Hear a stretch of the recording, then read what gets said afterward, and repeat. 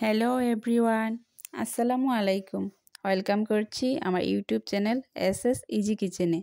আশা করছি সবাই অনেক ভালো আছেন। বেগুন ভাজি কার না ভালো লাগে, তাই এটি কিভাবে অনেক সহজে মুচমুচে করে ভাজি করা যায় সেটি আপনাদের সাথে শেয়ার করব। আপনাদের কাছে অনুরোধ রইল পুরো ভিডিওটি না টেনে শেষ পর্যন্ত দেখবেন। তো চলুন কথা না বাড়িয়ে মূল রান্নায় চলে যাই।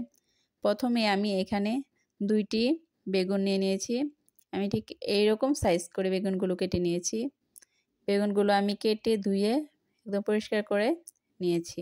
এখন এ পর্যায়ে আমি এখানে দিয়ে দিব হাফ চা চামচ হলুদ গুঁড়া, হাফ চা চামচ ধনিয়া গুঁড়া আর হাফ চা চামচ লাল মরিচের গুঁড়া, আর দিয়ে দিব এখানে পরিমাণ মতো লবণ।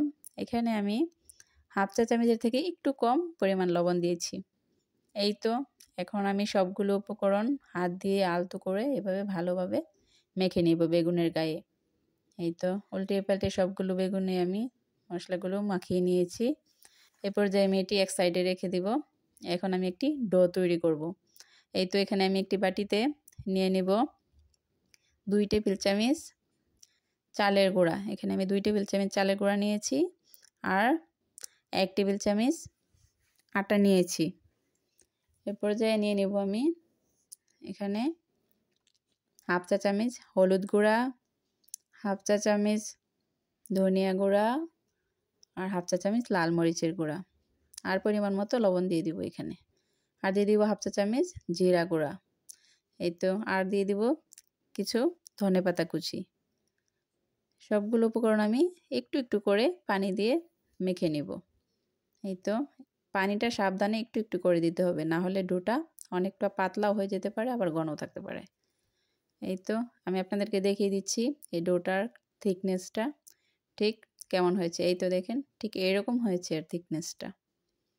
এখন আমি চুলায় একটি প্যান বসিয়ে নিয়েছি, সেখানে পরিমাণ মতো তেল দিয়ে দিয়েছি। আমি এখানে সরিষার তেলটা দিয়েছি, আপনারা অন্য সয়াবিন তেলও দিতে পারেন। তেলটা গরম হয়ে আসলেই এই পর্যায়ে আমি দিয়ে দিব সবগুলো বেগুন ভাজিগুলো এক পিঠ হয়ে গেলে আমি উল্টিয়ে আরেক পিঠ হওয়ার জন্য দিয়ে দিব। এই তো উল্টিয়ে পাল্টিয়ে আমি সবগুলো বেগুন খুব ভালো করে এভাবে ভেজে নেব। এই তো প্রায় আমার বেগুন ভাজিগুলো হয়ে গেছে।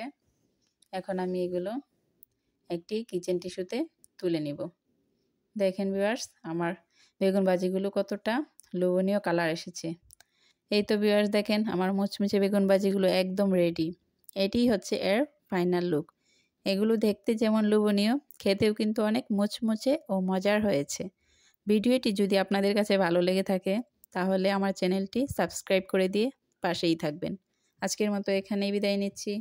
ভালো থাকবেন সবাই। আল্লাহ হাফেজ।